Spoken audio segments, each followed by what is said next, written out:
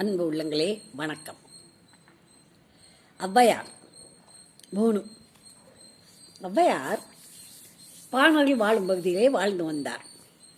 அவ்வாறு வாழ்ந்து வருகின்ற பொழுது அவர் அப்படியே காலையிலிருந்து காலை கடமைகளை முடித்து விநாயகரை வணங்கி சிவபெருமானை வணங்கி சிவபெருமானை பயபக்தியுடன் வணங்குவார்.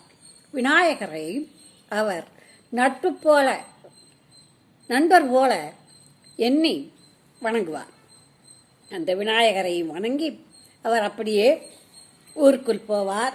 ஊருக்குள் போகும் பொழுது ஊரில் யார் வீட்டிலாவது அமர்வார். அப்பொழுது அங்கு உள்ளவர்கள் கவி பாடுங்கள் என்றால் ஒரு கவி அந்த வீட்டை பற்றி பெருமையாக பாடுவார்.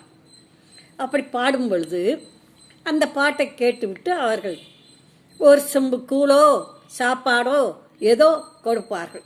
அவர் சாப்பிட்டு விட்டு செல்வார். இப்படியே ஊராக போய்கொண்டு இருந்தார் இந்த ஔவையார்.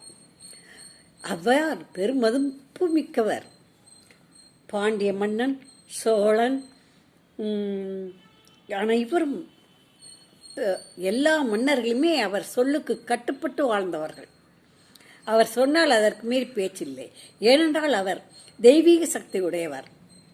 அப்படி இருக்க அவர் ஏழை பணக்காரர் என்றெல்லாம் பார்க்க மாட்டார். ஏழை வீட்டிலும் பாடுவார், பணக்காரர் வீட்டிலும் பாடுவார். ஏழை ஒரு கூழ் கொடுத்தாலும் வாங்கி கொடுத்து கொண்டு போவார். பணக்காரர் வீட்டில் எது கொடுத்தாலும் வாங்கி கொள்வார். இதுதான் வேண்டும் என்று அவர் கட்டாயமாக கேட்பதில்லை, கூலி என்று கேட்பதில்லை. அவரை கூழுக்கு கவிபாடி என்றுதான் சொல்லுவார்கள். அப்படி பொதுநலத்தோடு வாழ்ந்து வந்தார். அறிவாளி, அறிவு மிக்கவர், பெண் குலத்துக்கே பெருமை சேர்த்தவர் என்று கூட சொல்லலாம். அதனால்தான் பெண்கள் தனியாக அவரை நோன்று வணங்கி கொண்டு வருகிறார்கள். இப்பொழுதும் அவரை வணங்கினார். அதனால் நிறைய அனுபவங்கள் எனக்கே உண்டு. நிறைய அவரை நோன்பு நோற்று வணங்குவது பெண்களுடைய தனி கலை. அது மிகவும் சக்தி வாய்ந்த ஒரு தெய்வீக சக்தியாகும். அவ்வாறு அவர் வணங்கி கொண்டிருக்கும் பொழுது அவரை அப்படி வணங்கினேன். இப்பொழுதும் வணங்கி வருகிறோம். மன்னர்கள் காலத்தில் அவர் உயிரோடு இருக்கும்போது எப்படி இருந்திருக்கும், அத்தனை மரியாதையாக இருந்தது. ஒரு நாள் அவர் சோழ மன்னனை பார்க்க வேண்டும் என்று சோழ அரண்மனைக்கு போனார். அரண்மனையிலே அவை கூடியிருந்தது. மன்னன் அமர்ந்திருந்தான். மற்றவர்களும் முக்கியமானவர்களும் அமர்ந்திருந்தார்கள், அமைச்சர்கள் மற்றவர்கள். அப்பொழுது இவர் வெகு தூரமாக இருந்து நடந்து வந்து இருக்கிறார். மிகவும் சோர்ந்து போய் காணப்பட்டார். ஆனாலும் அவர் வந்ததை மன்னன் கவனிக்கவில்லை, யாரென்று கவனிக்கவில்லை. யாரோ வருகிறார்கள் என்று எண்ணிக்கொண்டு வாருங்கள் உட்காருங்கள் என்று சொல்லிவிட்டார். இந்த அம்மையார் ஏன் சோழ மன்னன் இவ்வாறு அலட்சியமாக கூறுகிறான் என்று எண்ணினார். இந்த மன்னன் என்ன நினைத்தான்? எங்கோ சிந்தனையில் இருந்தான். என்ன சிந்தனை என்றால், முதல் நாள் அவன் சோலைவனம் வளம் காண வேண்டும் என்று காவிரி கரையோரமாக நடந்து வந்து கொண்டிருந்தான். அப்படி நடந்து வாக்கிங் போயிட்டு வரும்போது ஒரு சங்குக்குள்ள உயிர் இருக்கும். அந்த மீன் மாதிரி நண்டு மாதிரி இருக்கும்னு வைங்களேன். சிப்பிக்குள்ள ஒரு உயிரினம் இருக்குது, அதுக்குள்ளே ஒரு முத்து இருக்குல்ல, அது மாதிரி. அந்த சங்கானது அக்ரிணை, அதுக்கு வயிறு நிறையணும், அவ்வளோதான். தண்ணிக்குள்ளே வாழணும், அவ்வளோதான். உயிர் போகும்போது போகும், சாகும்போது சாகும், இற இறக்கும்போது சாப்பிடும். அதுக்கு ஒரு நாள் பசி எடுத்த உடனே கரையோரமாக வந்து வாயை திறந்துக்கிட்டு நின்றுச்சு, ஏதாவது நமக்கு உணவு கிடைக்காதான்னு. அப்போ இந்த சோழமன்னன் போய்கொண்டு இருக்கிறான். ஒரு பெரிய சங்கு நிற்கிறது. அந்த சங்கு வாயை திறந்து கொண்டு இருக்கிறது. சங்குக்குள்ளே இருக்கிற உயிரானது வாயை திறந்து கொண்டு இருக்கிறது. அவன் ஏன் இந்த சங்கு உள்ள உயிர் வாயை திறந்து கொண்டு இருக்கிறது என்று பார்க்கிறான். பார்க்கின்ற பொழுது அந்த மரத்தில் இருந்த பூக்களில் இருந்து தேன் சொட்டி கொண்டு இருக்கின்றது. அது ஒரு பூவில் உள்ள தேனானது அந்த சங்குக்குள் இருக்கிற அந்த உயிரினத்தின் வாயிலேயே விழுகிறது சர்ரென்று. அந்த சங்கில் இருக்கிற உயிருக்கு வயிறு நிறைஞ்சு போகுது. சப்பி சப்பி ருசித்து ருசித்து சாப்பிட்டு விழுங்கி விட்டு காவிரிக்குள் சென்று விட்டது. தண்ணிக்குள் தான் இருக்கும் இடத்திற்கு போவோம் என்று போய்விட்டது. இதை பார்த்த மன்னனுக்கு ஆச்சரியம். என்னே இந்த பிரபஞ்சத்தின் தகைமை, என்னே இந்த இயற்கையின் கருணை, எப்படி பார், அந்த அறிவில்லாத எந்த விதமான உணர்வும் மற்ற அந்த சங்குக்கு பசிக்கும், சாப்பிட வேண்டும், அதுதான் தெரியும். அந்த சங்கு கரையோரமாக பசிக்கிறது என்று வந்து நிற்கிறது. அதற்கு உணவு கொடுப்பதற்கு இறைவன் செய்த ஏற்பாட்டை பார்த்தான். ஆகா, இறைவன், இந்த இயற்கை, இந்த பிரபஞ்சம் அந்த சங்குக்கு தேன் எப்படி கொடுத்தது? பூவிலிருந்து தேன் சொட்டியதே. ஆகா என்று அப்பொழுதிருந்து அவன் சிந்தனை அதன் மேலேயே இருந்தது. அதே சிந்தனையோடு இப்பொழுது இந்த அரண்மனையிலே உட்கார்ந்திருக்கின்றான். அந்த காட்சி அவனுக்கு நிழல் ஆடிக்கொண்டு இருந்தது மனதிலே. ஆதலால் இந்த ஔவையார் வந்தவரை பார்க்கவில்லை. அவ்வாறு பார்க்கவில்லை என்றபோது இந்த ஔவைக்கு கொஞ்சம் மனசு வருத்தம். என்ன, நாம் வந்திருக்கின்றோம், சோழ மன்னன் ஏன் இப்படி அலட்சியமாக நடந்து கொள்கிறான் என்று எண்ணிக்கொண்டே சுற்றுமுற்றும் பார்க்கிறார். எங்கேயுமே இடமில்லை இவர் அமர்வதற்கு. ஆனால் அரசன் அமருங்கள், வாருங்கள், உட்காருங்கள்னு சொல்லிட்டான்.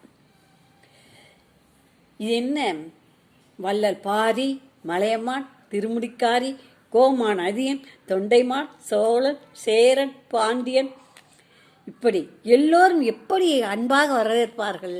சோழன் இளைத்தவன் இல்லையே, அன்பாக வரவேற்பானே, ஏன் இப்படி இப்படி இருக்கின்றான் என்று நினைத்தால் இந்த ஔவை. ஔவையாரின் கண்முன், மணக்கண் முன் நேற்று நடந்தது இல்லையா, இந்த சங்கில் இருக்க உயிரினம் தேன் சொட்ட, பூவிலிருந்து தேன் சொட்ட குடித்தது இல்லையா, ரசித்து ருசித்து, அந்த காட்சி இந்த ஔவையார் கண் முன், மணக்கண் முன் நிழலாடியது. ஓ, சோழன் அந்த இயற்கை காட்சியை, இயற்கை அந்த சங்கின் வயிற்றை நிரப்பியதை எண்ணிக்கொண்டிருக்கின்றானோ? சரி சரி என்று எண்ணி அவருக்கு கொஞ்சம் மனம் வருத்தம்தான். நாம் வந்தது கூட தெரியாமல் இப்படி நம்மை அவமதிக்கின்றானே என்று. ஆனாலும்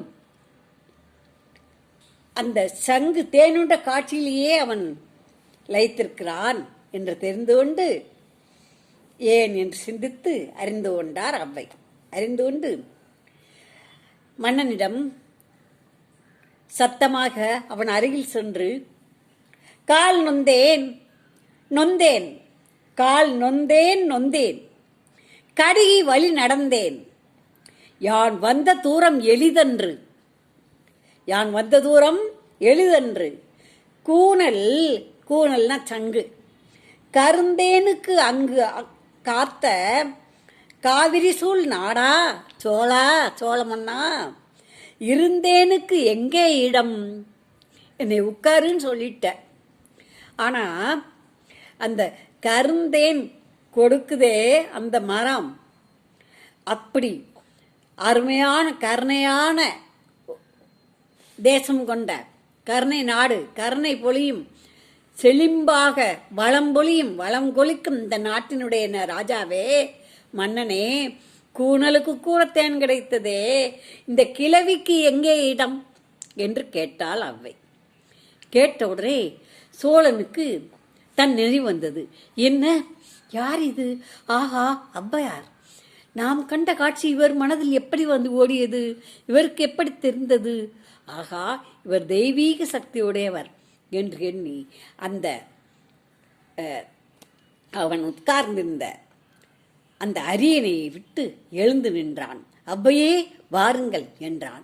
என்றவுடன் அங்கிருந்த அனைவரும் எழுந்து நின்றார்கள். பிறகு என்ன நடந்தது என்று அடுத்த பதிவிலே பார்ப்போம். நன்றி, வணக்கம். ஔவையாருக்கு எவ்வளவு மரியாதை இருந்திருக்கிறது என்று நாம் இந்த கதைகளிலே தெரிந்து கொள்கிறோம். அந்த ஔவை பாட்டி கதையை கேட்க வேண்டுமானால் மதுரை விசாலாட்சி ஆட்சி என்று பதிவிடுங்கள். என்னுடைய குரல் இந்த யூடியூபிலே என்னுடைய குரல் கேட்கும், பாருங்கள், குழந்தைகளுக்கு சொல்லுங்கள். தமிழை கற்றுக்கொள்ளுங்கள். ஆங்கில மீடியத்திலே படிக்கலாம், அதற்காக தமிழ் தெரியாமல் இருக்கக்கூடாது. தமிழை தெரிந்து கொள்ள வேண்டும். அதற்கும் நான் ஒரு வழி செய்யலாம் என்றிருக்கிறேன். தமிழை எப்படி வாசிப்பது என்று இந்த யூடியூப்லேயே எப்படி புரிந்து கொள்வது, எப்படி வாசிப்பது என்று இந்த ஆங்கில மீடிய குழந்தைகளுக்கும் மற்றும் இந்த செல்லை பார்த்து தமிழ் படிக்கலாம் என்று நினைக்கின்றவர்களுக்கும் தமிழை கற்றுக் கொடுக்கவும் முயற்சி செய்கிறேன். தொடர்ந்து பாருங்கள். நன்றி, வணக்கம்.